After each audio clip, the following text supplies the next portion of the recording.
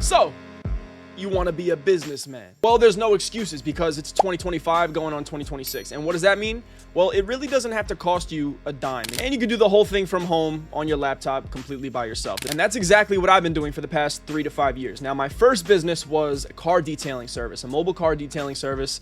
And that was where I got my feet wet in the world of what it takes to run a business and create a business and try to market yourself online. That's what kind of got me all started. And the reason why I abandoned that, it was going to cost me a lot of money to take things to that next level. Now, I was doing services for Amazon, cleaning their vans. I had a few repeat clients that I would go to every couple of months and wax their cars and their nice old classic vintage cars and stuff like that. Really cool stuff that I've done. Now, to get to that next level and really start positioning ourselves as a more serious service, well, we had to get our hands on a van.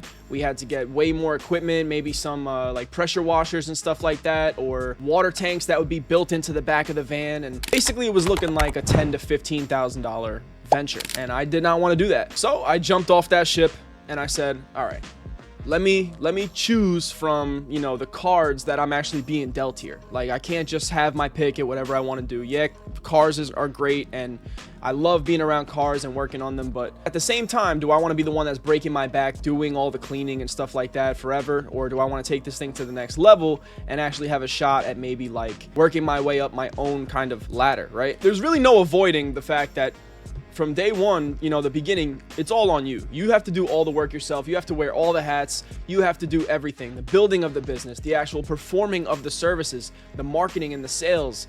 You have to do all the accounting. You have to do everything. That cannot be avoided. Now, how long you're doing all of that, well, ideally, it doesn't want to be forever, or else you're never going to break past a certain point. But luckily for you, okay, I've gone through quite a few different options and played around with a few different things, all these different things that I've tried to build businesses around. And the reason why I selected those particular services to perform, you know, from my computer was because, well, they basically cost no money to start or maintain. And that's the exact reason kind of why I stumbled into the video editing business that I have now. So that's why in this video, I'm going to break down 5 different businesses that you can start from home, from your computer, that cost you $0. And you guys obviously know which one that I picked. So we'll start with that one. And number 1 is video editing. And by the way, just before we get into any of this, you know, none of these are easy. Yes, they can cost $0 to get started. Will they cost $0 forever? Obviously not, okay?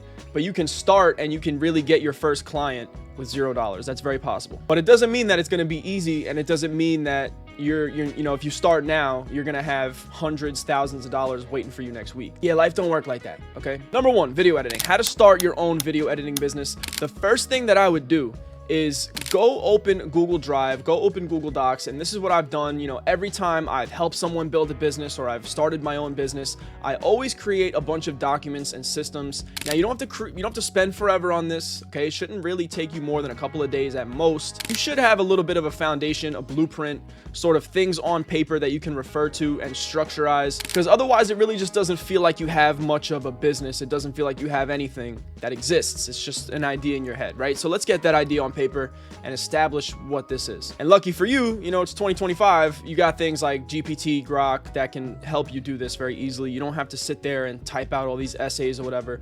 Just kind of what I recommend and what I do, and I use this almost every day in my life, this tool. I have Grok, and I pay for the, you know, the premium Grok, whatever, so it doesn't give me any bullshit. I have a dedicated chat room on Grok that I've made like my personal business assistant, right? And what I've done is all the different systems and processes that we've created for my editing business, I'm constantly feeding to that assistant so it can like internalize it and basically train itself off of my business systems and how we operate and what everything to do with the business is. So that way, when I want to create like future systems, or I want to make an update or a revision to something or a change to something, or I want to get ideas that will specifically translate to the way that my business kind of operates, I have a personal kind of AI assistant that helps me do all that stuff. So that's the first thing I would do for any of these businesses, but a video editing business in particular is a great thing to do. So real quick, I'm not going to go super in depth into this because that'll probably be a future video, but I'm going to read off just some of the things that I've made for my business. And like I said,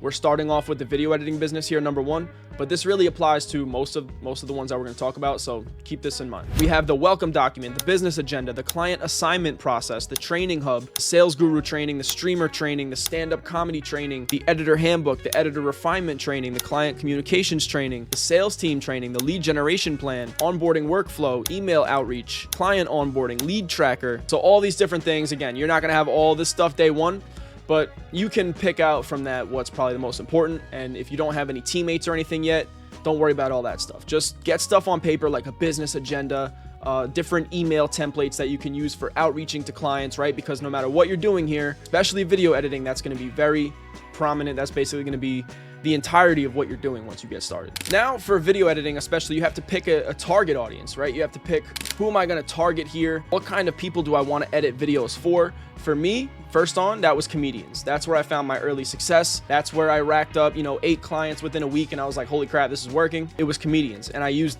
DMs for Instagram, Twitter, emails, YouTube comments, all these different things. These are the methods that I use to outreach to these people and get their attention. And it's a numbers game. You're gonna have to keep outreaching. Don't stop. Hundreds of messages a week at the very least if you want to see any kind of results. And that's just the name of the game. So if you want to start a business for nothing, right, there's a cost to that. You're starting it for $0, but you're kind of making a trade for that with your time, right? Your time is going to be all spent on sales, trying to hunt people down and get work. But that's how you get started. That's how you get the ball rolling. Definitely put a portfolio of some kind together first, just some sample work. Go around your house, record some things, and just make some samples. Get creative. I would get little drink bottles from the store from different like fruit drinks that I would drink, and I made like little like product commercials for them. I'll show one of them right now.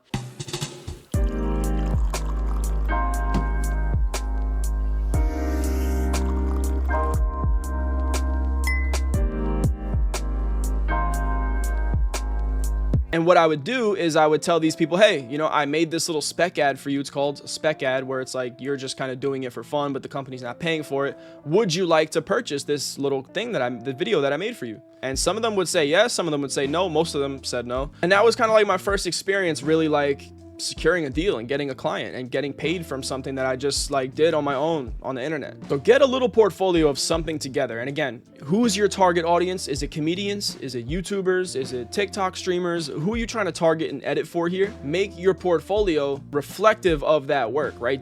If you're trying to target comedians, don't have a portfolio full of gaming edits or something like that. You know what I mean? It's just not going to translate. You're not going to get the clientele you're looking for. And once you do that, come up with a message that works. Come up with a good kind of way of hooking these people in with your first couple lines of your messaging, and start outreaching like crazy. Hundreds and hundreds and hundreds of messages a week. It sucks. Yes. You got to do it. Now, the key with video editing here is basically like once you start getting those deals, once you start finding some clients, it's not good enough to just get these one-off sales, because you're going to have to constantly keep doing that outreach. You'll never get a chance to kind of stop and focus on the clientele that you have, right? You're not going to have any repeat clientele. So you need to come up with a way where you can like secure these people into a little 3-month contract, a 6-month term, something like that, where it's a good value proposition for them. They're saving money as opposed to, purchasing things on a video by video basis.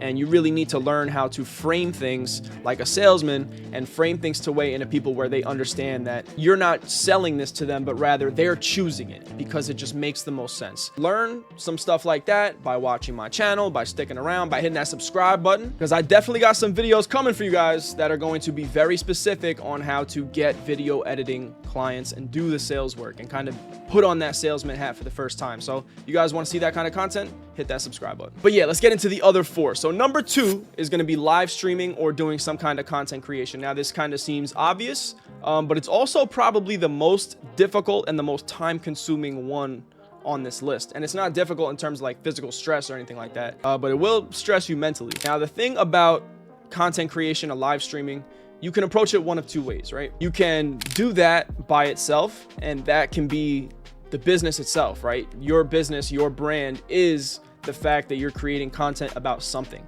And when you do it that way, you have the most free reins.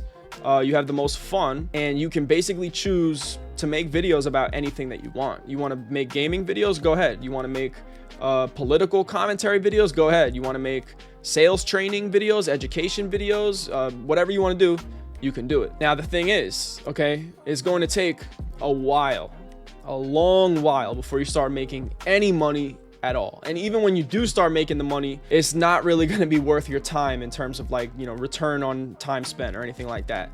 So if you're going into it with that kind of businessy analytical perspective, like, okay, I want this to be my main business and I'm going to create content, and by, you know, 6 months from now, if I do everything according to this particular plan, then I should be generating $6 grand a month or something like that. It's probably not going to work out like that. Just make content that you love, that you enjoy, that you would watch about whatever it is that you enjoy doing. Like I said, if you're going for it for more of that like leisure kind of approach, and you just want to do it for fun, that's where you're going to find the most success, right? So whether it's gaming, whether it's whatever you want to talk about, just do that. Now, there's also another way to approach it, right? And again, it should never, I don't think, be the number one thing where you're like, okay, I'm going to be a content creator and I'm going to make a shit ton of money right out the gate as long as I systemize everything this way or whatever. You're never going to arrive at any of your goals, and you're just going to be beating yourself up and you're going to quit. So the only really alternative way to do it, other than kind of with a more leisurely kind of fun-based approach, whatever other business that you choose from this list. So let's isolate this one into like its own category, right? Content creation, streaming, whatever you want to call it. The other 4 things that I'm going to mention on, you know, video editing, and then the other 3, you can basically pick one of those and then do this number 2, content creation, as like a supplement to that, right? Because you can basically create content about your journey creating your business of the other 4 options, right? And that's exactly what I'm doing right now. You're witnessing me do that right now. That's why you're here, and that's what I do. And the beauty of that is you're almost like killing 2 birds with 1 stone is basically what you're doing. You're having a business built that is actually a service being provided. It's a traditional kind of business where you're offering value to people through a service that they pay for, right? But you're also documenting through video, through content, through whatever, the whole process. You're sharing tips, you're giving knowledge, you're showing your failures and your successes. And now you build this whole like audience that really gravitates to you, to whoever's on the camera. And maybe they build an affinity kind of with your style of teaching or your style of entertaining. And now they just want to see you, right? And through that, they're being exposed to your business. And those people, they feel like they know you already. They feel like they have a trust with you, like you've built rapport with them. So you don't have to do the sales work. It does itself, right? Your audience is going to be your most loyal consumers. But again, it doesn't come overnight. It's not a get rich quick scheme like people think it is. It's a hard process that takes a lot of time, years and years and years of basically doing all this for nothing at all, for no money, if you even want to have a shot at one day making money. So if you're not okay with that, then just don't even bother. But I think a lot of you guys watching this video probably already know that, and I'm probably kind of committed to the fact of, you know, however long this time is going to take. So go for it, right? Do content creation basically as a supplement to all the other 4 options. You could make it its own thing, and that could be the business that you choose here, is just content creation and streaming. But again, don't expect it to be a profitable business anytime soon, right? That's why I recommend doing it alongside one of the other 4. Plus, that gives you already, you know, which topic you're talking about. You know exactly what you're talking about, what you're doing, and what the kind of niche of your channel or your page is going to be about. All right, so number 3, here's where we kind of switch things up a little bit away from the whole like video content thing, right? So there's other options too. That's not it. Okay, those are not the only 2 options. There's 3 more. So option number 3 would be doing some kind of programming or custom app development. Now, this is something that is in really high demand. People want software. People want to hire software developers.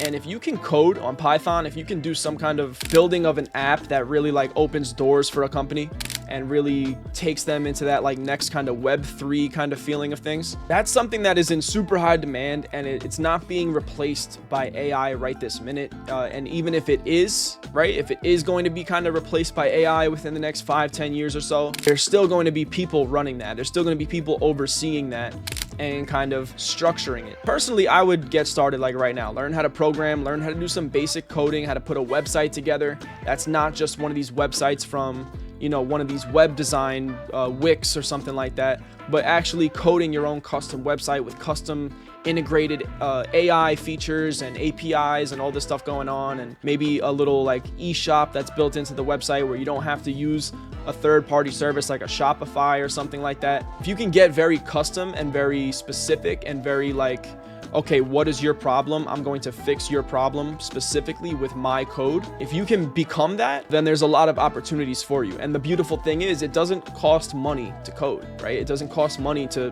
type on your computer. You just have to learn. And it's going to take a long time to learn. This is one of those things you got to like buckle down for the next 365 days. Like, okay, I'm putting myself through coding 101 university right now, like for the next year of my life. You might need to do that, but hey, I mean, it's worth it. Once that year passes by, you're gonna be like, damn, I'm really glad that I just dedicated myself to this skill and now I've mastered it, or I've gotten to a point where I can at least, you know, offer it as a paid service. That's what I did with video editing. That's what I did with a lot of other things, was put years of my time into actually like learning how to do these things before I even was able to get started. If I was just a 15, 16-year-old kid with these ideas, which I was, and I didn't actually know how the hell to do it, well, I wouldn't be able to sit here right now and teach you these things and give you this advice and actually go and get my own clients. I wouldn't be able to do any of that. So programming and custom coding and stuff like that is one of the best ways to go about that, because it's a really prestigious thing. It's a really like, it takes a lot of intellect and it takes a lot of smarts to be able to do these things and really put together a highly functioning software.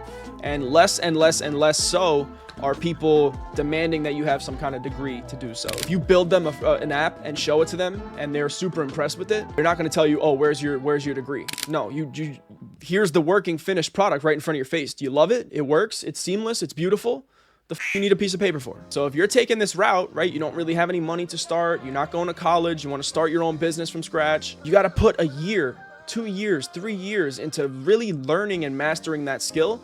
And then you just go out and you let your work do the talking. You let your work and your portfolio of stuff, that is your degree, right? That is your diploma. So that would be number 3, programming, custom app development, that kind of stuff. Super prestigious, very difficult to learn, and super, super, super high paying once you really get into, you know, having your own clientele and really getting your name out there and you become respected. This is the kind of thing where you can just be signing a $10,000 contract just to do one thing, just to do one app. All right, now let's get into number 4, which is going to be Facebook and Google marketing. Now, I would focus more on the Google side of things these days. And this is where I kind of started my whole digital business journey. Before I got into video editing, I dabbled a little bit with digital marketing, and I took a whole big course that I paid way too much money for on it. But I did learn how to run all these different Facebook campaigns and how to manage Google Analytics and all this stuff.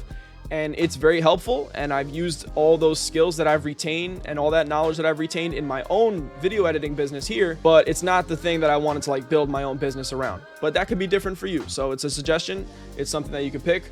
It's not the most exciting thing in the world. It's if you're more analytical, if you're more numbers based, you might find yourself right at home with that. But me personally, I just didn't. I am kind of an analytical mind, but that's not what I want to spend all my time on. It's just so boring. But again, another thing that's in really high demand, people will pay big money for it. I wouldn't really necessarily target like individual people with this kind of thing because they just don't got the bucks to pay for it. But you want to target businesses. This is a great B2B business where you start your own little business agency and you're targeting other kind of businesses within a certain threshold of, you know, what kind of profits they make. That's kind of how you can dictate who you're targeting, right? You can target different businesses that fall within a certain margin of making profits, right? They're not the big dogs in the industry, but they're not the tiny little guys either. And you can maybe show up for them and undercut the guy that's currently doing it, or you can just kind of offer to do things more in-house for them. That's kind of what my cousin did. He just showed up to a place that needed a marketer, and he walked in there and said like, hey, I could fill this role for you. I know it's not like a job that you're kind of hiring for in-house, but just kind of treat me as like a third-party extension of your office, and I'll handle this for you, you know? And he just walked in there and secured a job for himself. So you can kind of take that same approach with this sort of thing, and that's how you get your feet wet. That's how you really get that first client under your belt. And then from there, you know, now you have things to show off. Now you have statistics and things that you can show off on social media. Again, integrating that whole content creation thing into this now. If you're trying to start your own marketing agency, again, make content that promotes that. Make different videos that you yourself can run as an ad on Facebook or something like that. And if you want those videos to work, you're gonna have to have some kind of thing to show off, right? That my service actually works. We actually get you the results that you're looking for. So that's number 4, Google Facebook marketing. Now let's do number 5, which is a fun one. And again, it takes a lot of time to learn this. That would be becoming an animator and doing animations for different videos, for different companies that want to make little training videos for their staff, or maybe a YouTube channel that does like all animation and it's education or something, different kids education platforms and stuff like that. If you can become a 2D or a 3D animator and you can do some really high quality work, that is something that is in big demand and people will pay big money for. The more and more that AI kind of catches up and is able to kind of do its own thing with that, yes, the scarier things get, but also like just be one of the people that uses those AI tools. Not right now, maybe. I wouldn't recommend that for doing like consistent and professional animation work. It's definitely not at that level yet. But once it does get to that point, I mean, hey, there needs to be a human being using that tool. But I can tell you for certain right now, people are willing to pay big money for someone that knows how to use a program like Blender or Adobe After Effects or something like that, which again trickles into the animation and video editing are kind of like within the same umbrella. But animation is something that's very specific. Like not every video editor can do animation. I can't. I'm not an animator. You know what I mean? It's kind of like its own category, its own skill, and its own thing. And usually a professional like content or production team of some kind, or a media company, for example, you know, they would have a dedicated video editor and a dedicated animator. It's something that people, again, will pay that big money for because it's not something that everyone knows how to do. It's not something that just any editor can go ahead and do for you. And there are some brands, some YouTube channels, for example, that have built their entire identity off of the animations that they do and the style of the animation and the particular character that shows up. I'm sure you can all think of one YouTuber that you've watched where, you know, he does a bunch of commentary kind of, and there's like this funny little character that like represents, you know, him, but you never see the guy's real face, but you just know, him as this little funny animated character. You know, there's tons of channels like that, and they blow up. They're really successful because they hook people in. It's an interesting visual dynamic that you're not getting with every other YouTuber. And if you know how to do that, take advantage of it. You know, make your own animation channel. Again, you can make your own content teaching how to do the animation, showing off your own little animations, or you can talk about whatever you want and just have your own animations playing in the background. You never have to use any stock footage or B-roll for anything. You can kind of give any YouTuber or any content creator their own like really custom branded feeling kind of look to their stuff. And again, that's something people, especially businesses, will pay big money for. So being an animator, that's a good way to go. It's going to take a while. It's like one of those things like coding, right? It takes years to learn and master how to use a program like Blender or something like that, which would be more for like 3D animation. People pay big money for that, okay? And there's so many different industries that you could target. All right, so if you made it this far in the video, you've officially sat through a lot of my rambling. So thank you very much. Give yourself a round of applause because it takes a true soldier to do that. But yeah, let me know what you guys think down in the comments below. Which of these 5 would you choose? If you do choose one of the 4 and then decide to like throw the whole content creation thing like as a supplement, how would you go about it? Do you want to focus more on like the education, more on like the behind the scenes kind of stuff? What are your ideas? What kind of ideas came to your head while you're watching this video? Be sure to check out projectdweb3.com if you want to work with me or one of my editors and get editing done for you.